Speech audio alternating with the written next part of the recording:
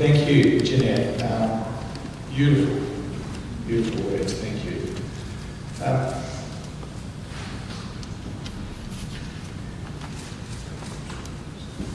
So many things that come to mind in hearing Jeanette's words there. I want to share with you where we're up to in terms of raising funds. Someone asked me at the start of the meeting, where's the money going? The Safe Food Foundation received a grant from a philanthropist to establish itself. It's a large grant, all that money's been used up, a fair chunk of it to support Steve's case. All of the donations that are coming through are going directly to Slater and Gordon's Trust Fund.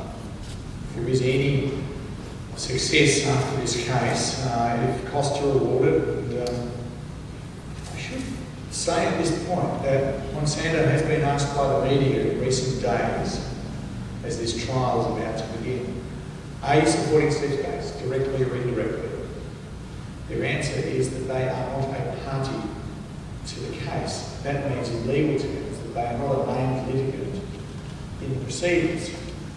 I don't think that's answering the question. I'll leave it up to you to decide what's going on. But we surmise that there are plenty of the other side, the lawyers, their expert witnesses have been working on. So all funds are going towards Slater and Gordon's Trust Fund. If costs are recovered, they will go into a fighting fund for GMO, because that's the next big challenge. And we would love to litigate against CSIRO. We would love to have an injunction against field trials. And that's what we're looking at. There is a story, I believe, we published in Fairfax today, and I think I can reveal that now. We did receive one individual donation to this case of $200,000.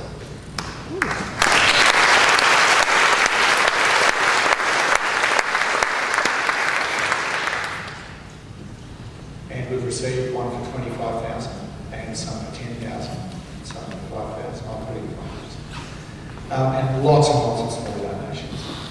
More than half the money.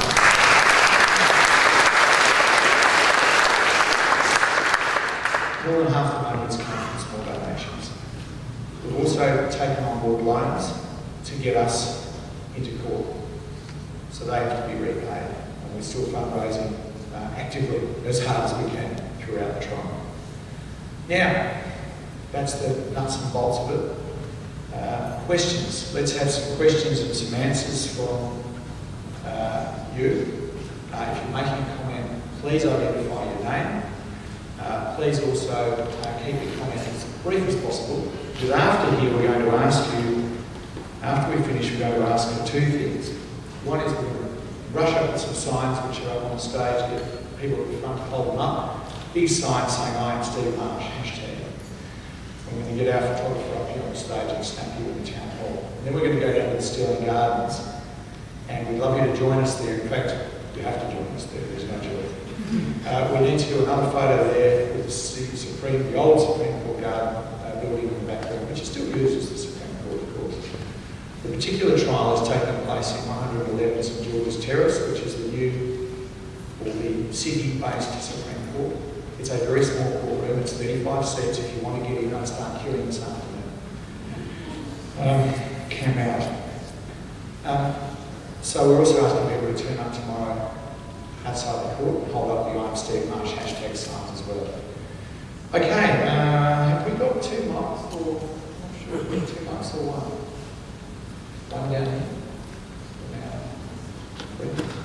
Up the back. I think we might only have one, so we're going to run around this one. All right, so there's a gentleman here with his hand up, so you go first, sir. My name is Joseph Fidello, I'm a nutritionist, and we're the Liberal politicians right now. That's my question for you. Good question. They were not invited, and if they hadn't turned up, they would not have been welcome. I'm sorry, this is not a forum for debate, it's a forum for support. But we know what you mean. We know what you mean. They have not performed well. I think Darren couldn't have said it better in terms of the cavalier attitude that they launched GM into Western Australia. Comments, questions, please, we want you to get involved.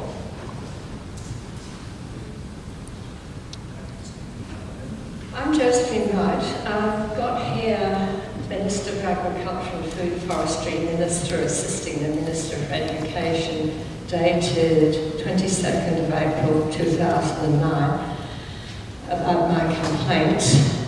And I'd just like to read to the room the decision to permit limited commercial size Roundup Ready canola trials to be undertaken in WA in 2009 has been made in a science-based and cautious manner. These trials will be carried out under the moratorium with stringent safeguards and agreed stewardship protocols will be in place. The aim of the trials is to assess whether or not the grains industry can effectively segregate GM from non-GM canola. That was my comment for Darren, I guess, and for Jeanette. I do think that you are very much in my field because I consider this a spiritual issue, and it's being fought on in a commercial forum. And in a commercial forum, it's so much harder because life is spiritual. We're changing the basics. Yes, thank you.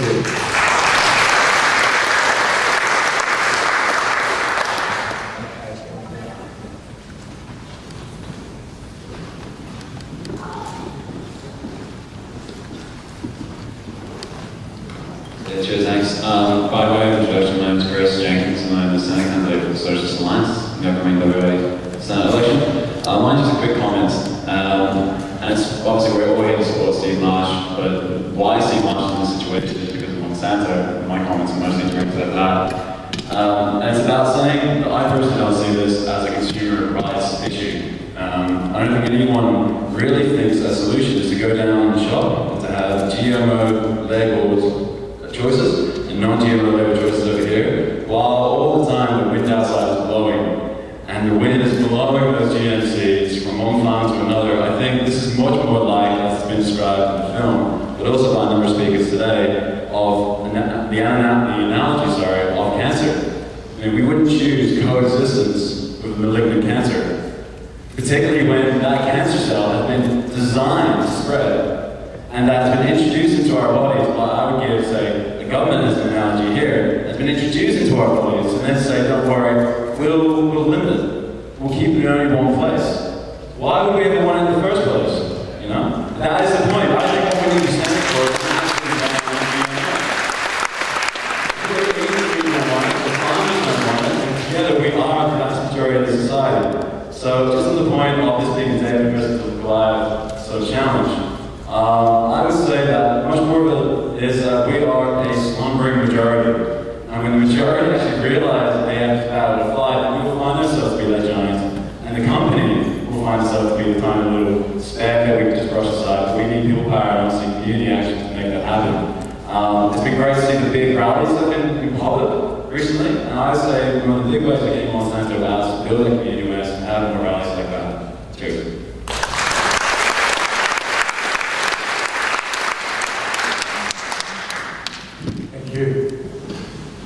I've been tweeting during the proceedings today, and I tweeted that if genetically modified food is so safe, why don't they put it in big print on the labels? I received a tweet back from Bill Crabtree saying, what about the 50+ GMO medicines that we have been using since the 1980s? Maybe you don't believe in vaccination either. So that's my question. What about GMO vaccinations? That's a very rich topic and one for another forum. And as a father of 6 children, I've been thinking a lot about that debate, I can assure you, over the years. But we won't answer that one today, but we'll answer the gene medicine one. because that has been raised many times over the years. The difference is that medicines are tested on a completely different framework and level than what GM food is. GM food goes through, as Judy said, the substantial equivalence thing. If there's feeding trials, it's a few weeks and they look at whether they die or not. Monsanto's trials are interesting because they start off with 20 rats and then they wait to see which are the ones that might die or look a bit unhealthy or whatever after they're eating GM food. And then they narrow it down to 10. They're the ones that they study. Now that is extraordinarily unscientific and just is beggars belief, really. That's what they get away with. Unpublished, non-peer-reviewed data that our regulators just accept and rubber stamp and tick off. GM medicines are taken in very short doses when we are compromised with our health. And I'll tell you what, if I was really in trouble, they say here's GM medicine, does not contain any live organism, it's a byproduct, and it's going to help you out, I'll take it too. But I don't want live organisms released into agriculture, and I don't want live viruses released into agricultural systems. Simple as that. Here's Julie Newman. She was on the video.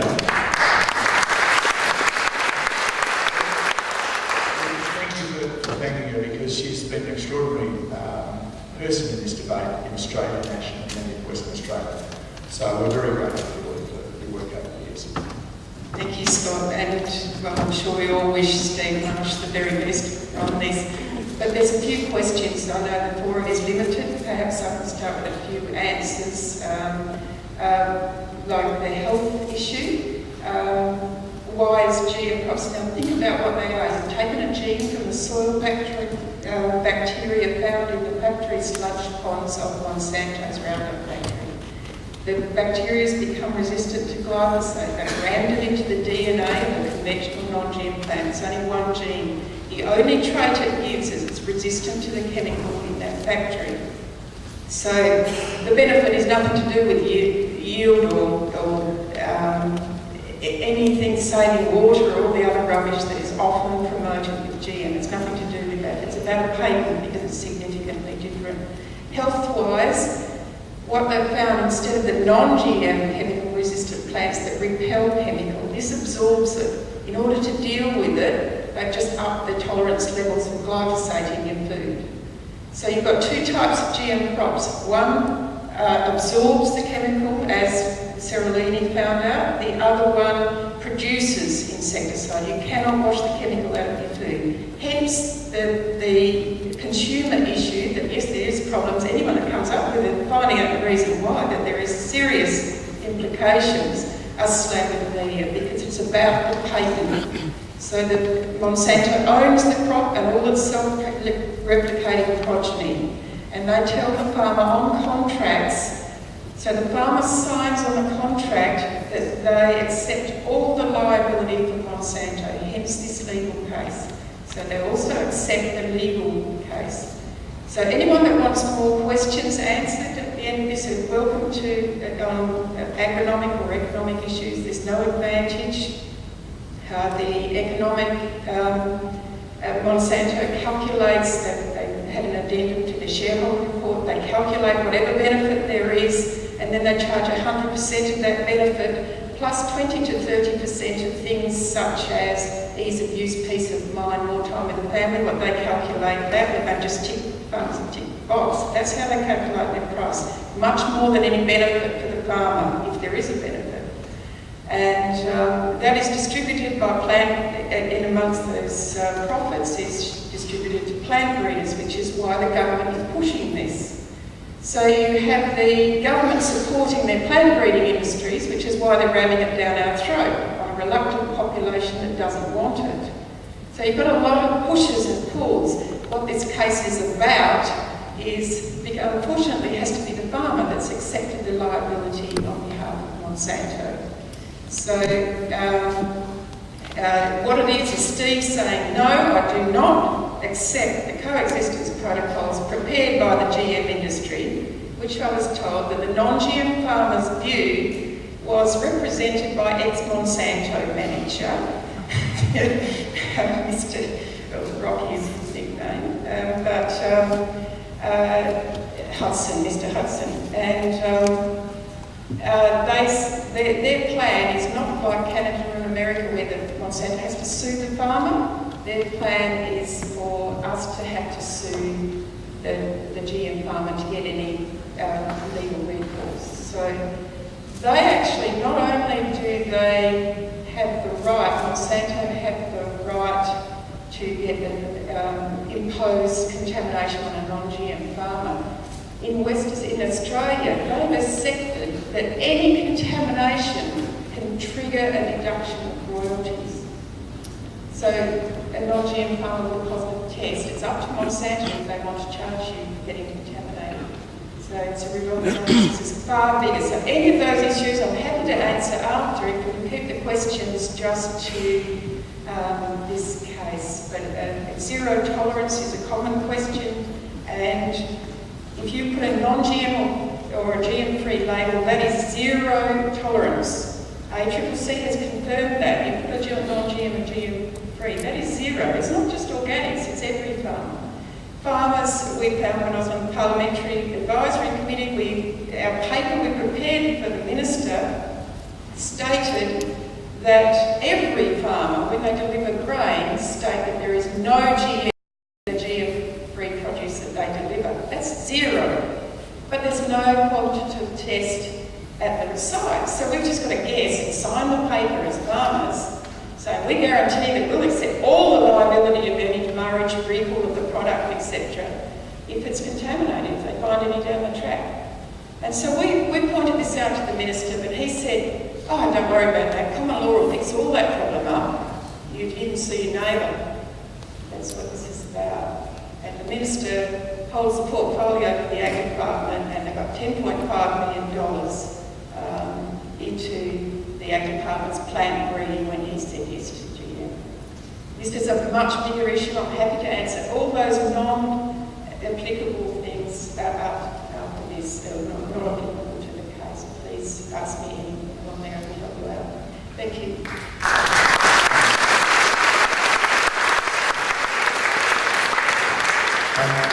Watching our website, Julie's going to be in court every day and is going to write a daily summary, which we'll publish on our website, so we're very appreciative of your time. Julie, I hope you get in. Make sure she does. If you get in before Julie, give her your seat.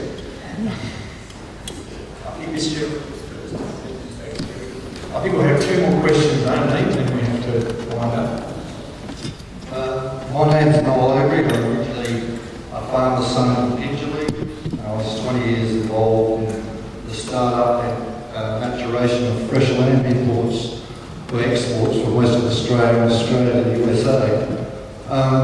My question is that supposedly all these politicians are leading the farmer down this golden path of greater productivity and potential profitability from GM crops, when the reality is in Europe, the USA had many of their crops blocked, and recently you've seen a number of loads of their GM products rejected in China.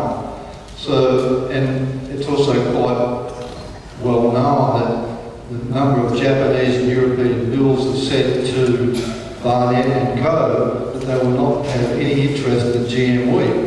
My question is, why isn't anyone saying, what are we doing here? We're sort of promised this golden land of unlimited profitability, and yet the facts don't bear it out. So I'm curious why they aren't being held up by the very people.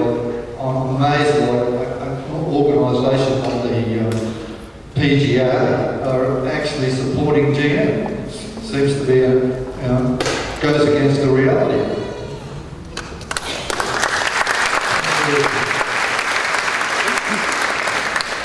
I hope that the noise from this trial resounds loudly in Western Australia and across Australia over the next coming weeks, and that we can see some poignant discussion like what you raised too. Now, who was up the front? This lady. Right, so we really are running out of time. We've got to get our photo. Hello, I don't know if anybody heard that there was a law report radio program on ABC Radio National And in there they have someone who was putting forward that the defence from the Baxter family would be that the canola was acting in a natural way, and that this is something that you cannot in any way stop, and that, you know, the lowering of the standards of the organic certification. Now that seemed to me to be quite a narrow argument that they were going to be using. Is there any other arguments that they would also be talking about that anybody knows? Look, I'm bound by confidence over what I do know about the trial about to unfold, but it's about duty of care. The court case is going to be in two parts: establishing that there was a duty of care owed from Mr. Baxter to Steve Marsh, and then Steve has to establish that, and then he needs to establish that the duty of care is breached. There's lots of precedents under common law which show that duties of care are owed. So that has to be established, the breach has to be established. There's precedents under chemical trespass and under disease that show that the farmers who don't contain disease or overspray their neighbours and cause harm are liable. That's good, that bodes well for Steve, but a particular individual, one judge, no jury, is hearing this case. And at the end of the day, he will determine what the facts are, he will apply the law to the facts, and he will issue his judgment. It may not be the one that we want, or it might not be the one that Michael Baxter wants. It's then open to appeal to the full bench of the Supreme Court, and then that is potentially open to appeal that decision to the High Court. And there's been some suggestion by very senior legal people that it may end up in the High Court. So we could have another year or a year and a half of fighting this case. But it's the court of public opinion that's just as important along the way. In terms of the reference to that lady, it's about the person she's referring to as John Snook, who's the head of the PGA, which is the previous gentleman mentioned that. Mark Walter was the other speaker on Damien Carrick's show, and John Snook has consistently said that the fault is with the organic standard, that zero tolerance is the cause of Steve's problem. If the zero tolerance was a reasonable level of allowable contamination, and we wouldn't be in court, and Steve would be growing his reasonably contaminated organic food. Everyone would be happy out there in agricultural land, and we'd all be very unhappy in consumer land. So therein lies the conundrum. North America has looked the other way. Organic foods there are contaminated. I was approached by Kellogg's in Australia after a conference, one of their senior managers, and he pulled me aside and he said, and I hope the ABC's listening to this because you should go to them for a comment. It's the same thing. Because I've never told this story to a journalist before. He said to me, we want to sell organic cornflakes in Australia, Scott, but we don't grow sufficient quantities of organic corn for us to market that product in Australia. So the only source of organic cornflakes is from North America. Every single batch of organic corn I tested out of North America was contaminated with GM corn. So we can't do it. And they haven't done it. So that's a fact of North American production systems. Europe is much more stringent, so look, we